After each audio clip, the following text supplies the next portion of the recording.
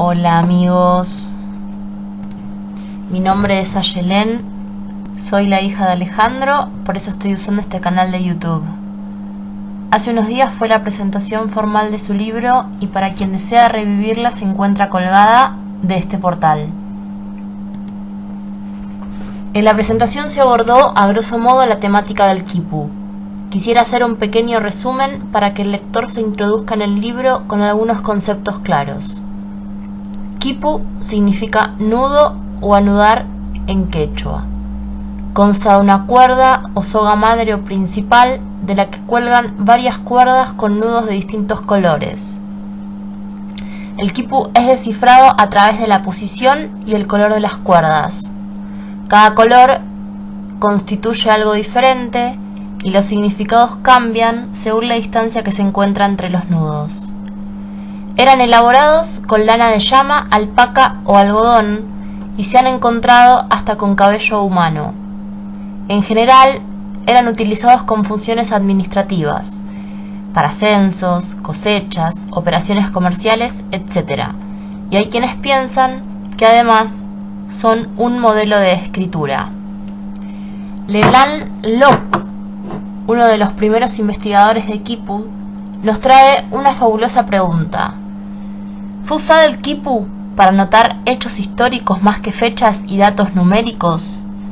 ¿Eran los nudos una forma de transmitir ideas, agrupándolos según el color de los hilos, torsión, distancias? Locke lo piensa como un memento de cifras para apuntar cantidades. Gary Hutton, antropólogo y profesor de la Universidad de Harvard en Estados Unidos, escribió el libro Signos del quipu inca, código binario. Este autor piensa el quipu como un sistema antiguo de codificación de información, procedente de Sudamérica, similar a un lenguaje de computación, cuya estructura es un código binario. Se pregunta si el quipu es capaz de interpretar o leer de diferentes maneras la información codificada, planteándose si era de uso puramente mnemotécnico o si era también un modelo de escritura. William Burns Glynn, investigador británico, nos acerca el libro El mundo de los amautas. En él detalla quiénes eran estos amautas, quipucamayocs de alto nivel, y los estudios sobre la escritura inca, no como la conocemos hoy, sino los antiguos sonidos de la lengua, sus signos, los tipos de comunicación abstracto, de modo que plantea la veracidad de que el imperio incaico fue uno de los más avanzados de los tiempos precolombinos, por el alto desarrollo de sus sistemas de comunicación. Son varios y diversos los autores que han considerado al quipu como un sistema de codificación de información comparable a la escritura. A lo largo de los capítulos del libro de Alejandro, el lector descubrirá que para él sí constituían un lenguaje más allá del uso numérico. Es interesante cómo nos abre las puertas a entender, por un lado, cómo ha sido la fuerza de ese lenguaje para formar la identidad de los incas y sus secretos, y por el otro, cómo ha ido mutando y adquiriendo distintas significaciones desde el contexto incaico hasta su influencia en la Argentina. Andrés Chirinos Rivera escribió un libro Quipus del Tahuantinsuyo, Curacas, Incas y su saber matemático en el siglo XVI. En él nos proporciona una excelente descripción de los quipus y la importancia de los quipucamayocs, quienes lo transportaban a lo largo del imperio. Alejandro los consideró imprescindibles, ya que eran aquellos personajes que transportaban, interpretaban, podían leer y archivar los quipus. Es a través de ellos que se pueden empezar a desanudar los nudos de los misterios de este sistema.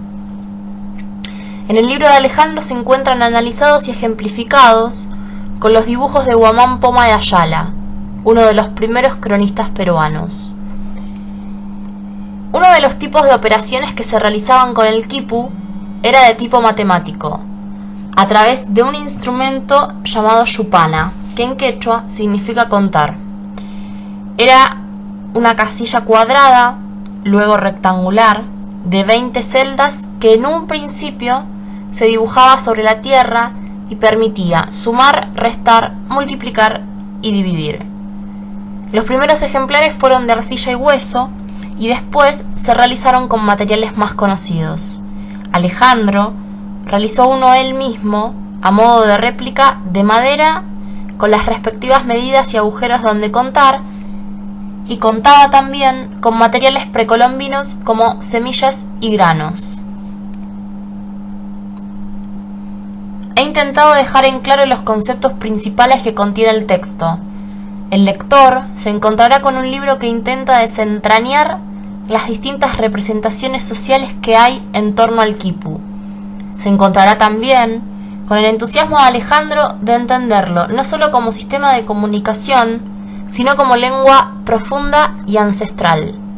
También con la idea de que este libro sea un aporte a la educación y a la cultura de Quilmes y de las regiones de Argentina influidas por el Imperio Inca, con la esperanza de que alguien se contagie y continúe investigando las diferencias que hicieron posible este proceso, las profundidades contextuales e históricas. Por último, se encontrará con las herramientas para ver cómo tratar de incorporar estos conceptos, de ver al quipu como tecnología, pero también para descubrirlo como un lenguaje que es necesario perpetuar a través de los tiempos. Espero de todo corazón que disfruten su lectura y se llenen de placer al leer este pedazo de cultura, como lo hago yo cada vez que vuelvo a esta sorprendente